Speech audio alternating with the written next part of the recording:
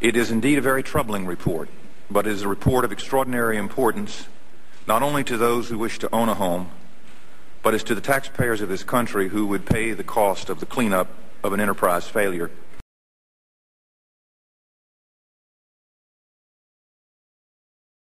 The analysis makes clear that more resources must be brought to bear to ensure the highest standards of conduct are not only required, but more importantly, they are actually met. Through nearly a dozen hearings where, frankly, we were trying to fix something that wasn't broke.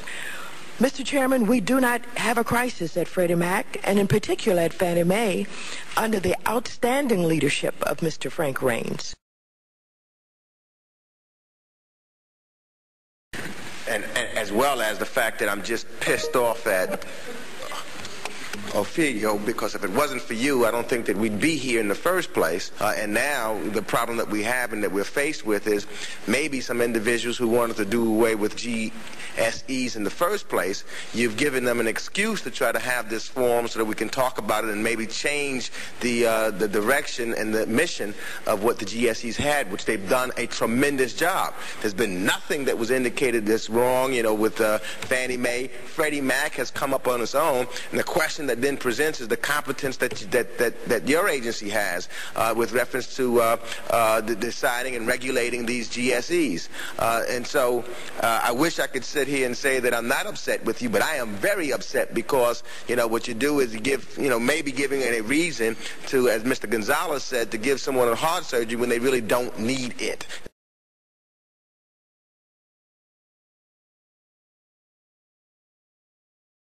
In addition to our important oversight role in this committee, I hope that we will move swiftly to create a new regulatory structure for Fannie Mae, for Freddie Mac, and the Federal Home Loan Banks.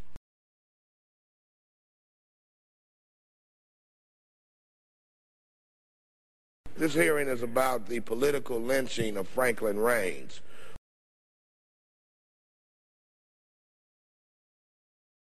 There is a very simple solution. Congress must create a new regulator with powers at least equal to those of other financial regulators, such as the OCC or the Federal Reserve.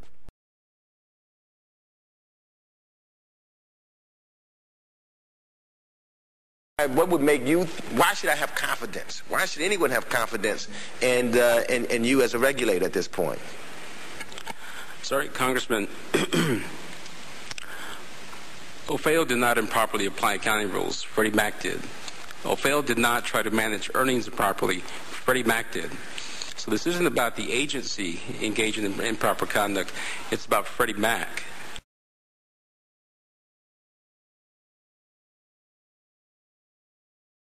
And we passed Sarbanes-Oxley, which was a very tough response to that.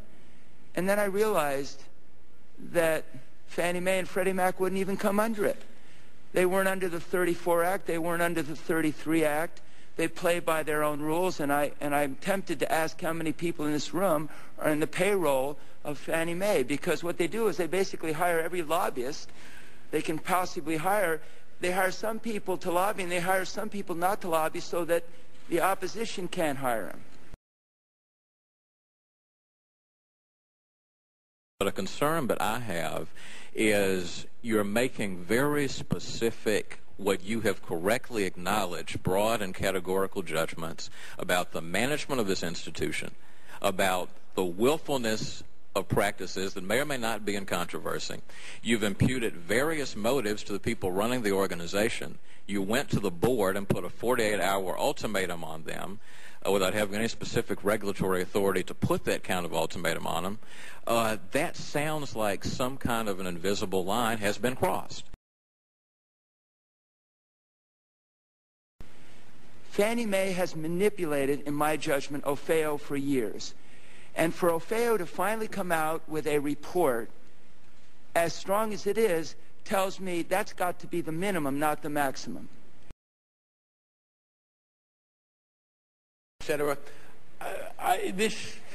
You seem to be saying, well, these are in areas which could raise safety and soundness problems. I don't see anything in your report that raises safety and soundness problems.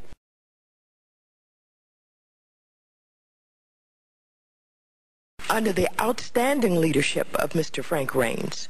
Everything in the 1992 Act has worked just fine. In fact, the GSEs have exceeded their housing goals. What we need to do today is to focus on the regulator, and this must be done in a manner so as not to impede their affordable housing mission, a mission that has seen innovation flourish from desktop underwriting to 100% loans.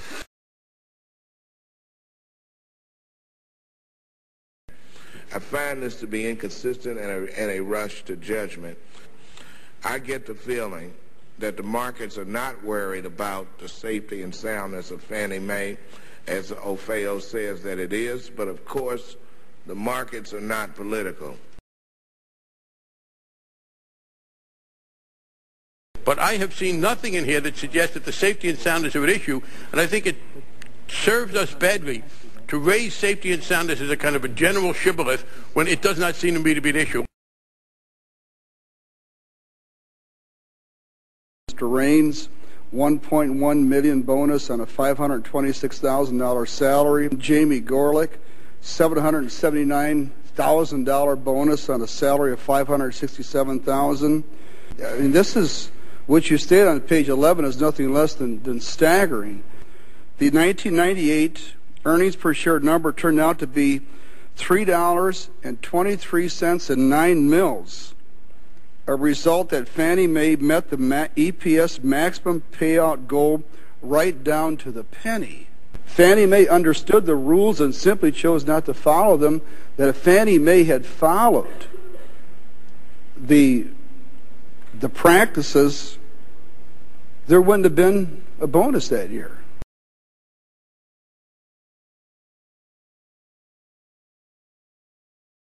And you have about 3% of your portfolio set aside.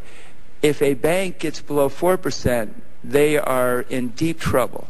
So I just want you to explain to me why I shouldn't be satisfied with 3%. Because banks don't, there aren't any banks who only have multifamily and single-family loans.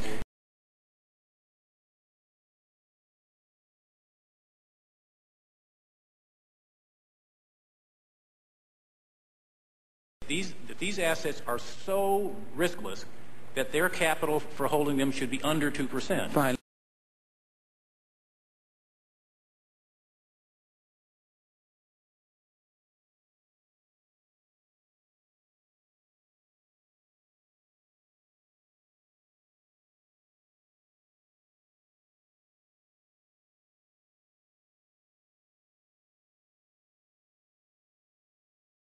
I think the responsibility that the Democrats have may rest more in resisting any efforts by Republicans in the Congress or by me when I was president to put some standards and tighten up a little on Fannie Mae and Freddie Mac.